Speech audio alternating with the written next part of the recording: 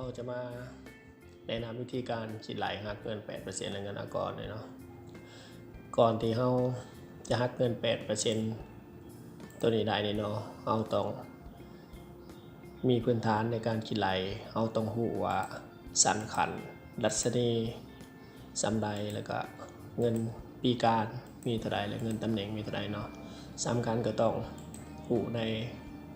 4ห้องนี้เนาะสันขันดัชนีปีการเนาะซึ่งการส่องหาดัชนีก็คือในตารางตัวนี้เนาะเอาในเหตุวิดีโอสอนเลยเนาะว่าสันขันสำนีไม่ถึงดัชนีสำใดเนาะสำหรับสายปกครองเนี่ยในกะเงินปีการเนี่ยก็32 ปีเนี่ยมันจะถึงสำใดเนาะก็คือว่าเราได้พาเขียนสูตรพาเขียนฟังก์ชันเลยเนาะอันนี้ก็เงินนาทีนี่ก็เอาจะหูจากระเบียบกฎหมายเนาะว่าห้องคะแนนถือตัวใดหัวหน้าคะแนนถือตัวใดคณะแผนกถือตัวใดเนาะนี่ก็หลังจากนั้นเราก็จะเอาเงินทั้งหมดมาบวกกันเนาะมันก็จะได้เงินรวมเงินทั้งหมดที่ยังบ่ทันได้หักเนาะมันก็จะคือเอาเงินเดือนพื้นฐานเงินเดือนพื้นฐานก็ได้มาจากดัชนีนี่เนาะมาคูณกับ 7,200 ออกแล้วก็เงินปีการมาบวกเงินปีการมาบวกเงินนาทีมันก็เป็นเงินรวมเงินทั้งหมดที่ยังบ่ได้หัก 8% เนาะหลังจากได้เงินรวมทั้งหมดที่ยังบ่ทันหัก 8% แล้วเนาะเราจะมาหัก 8% เลยเนาะเราก็จะเอาเงินทั้งหมดนี่เนาะมาคูณให้ 8% เลยนะ8% เนาะมันก็จะถือหักอยู่เงินเดือนฐานซ้อนไซนี่สั้น5/9ดัชนี355เงินเดือนพื้นฐานแม่น2,556,000ปีการใน32 ปีถืออยู่ 27,500 เงินนาทีนี่ 137,200 บวกกันทั้งหมดได้อยู่ 2,970,000 ถึงหัก 8%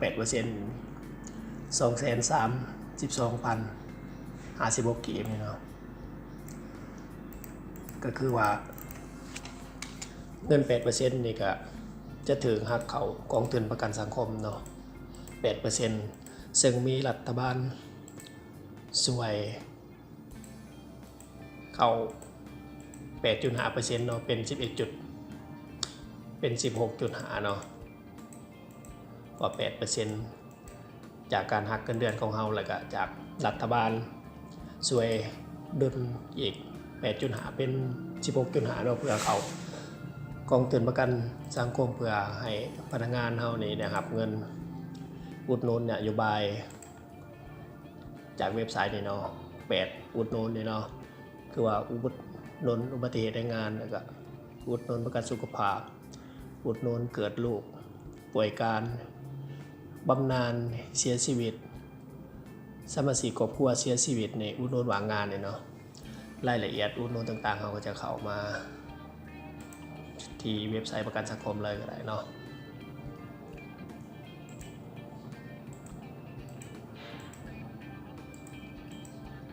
เงินอากรก็คือว่าเอาเงิน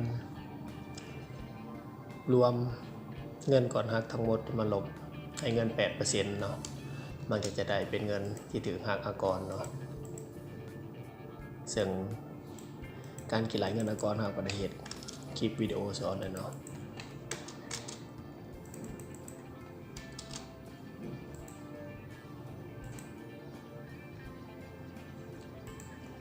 ถ้าสนใจ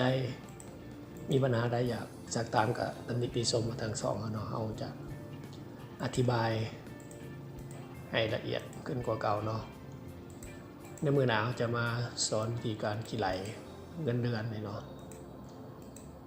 คือของตัวนี้เนาะเราจะอธิบายที่ไปที่มาของการคิดไหลเงินเดือนตัวจริงที่เราจะได้รับในแต่ละเดือนนะเนาะในวิดีโอต่อหน้าเนาะถ้าสนใจก็กดติดตามเพื่อรับชมคลิปวิดีโอใหม่ๆจาก2ของเราเนาะในมื้อนี้การอธิบายวิธีการหักเงิน 8% หักเงินอากรนี่ก็สิขอจบเป็นอย่างนี้เนาะก็ขอบใจ